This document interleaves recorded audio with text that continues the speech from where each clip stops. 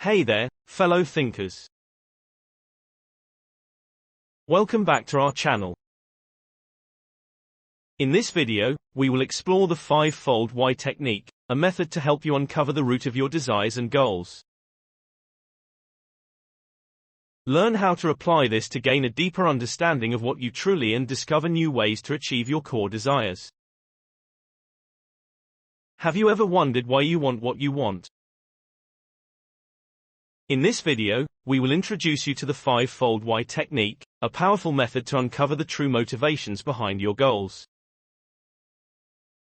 Join us as we delve into the concept with expert insights. Very often, our desires are driven by subconscious motivations that we may not be fully aware of. The 5-fold why technique encourages us to dig deeper and question our desires to reveal the root cause. Let's walk through an example together using the goal of wanting to be a millionaire. Why do you want $1 million? Because I don't want to be stressed about money. Why don't you want to be stressed about money? Sir, I don't feel anxious. Why don't you want to feel anxious?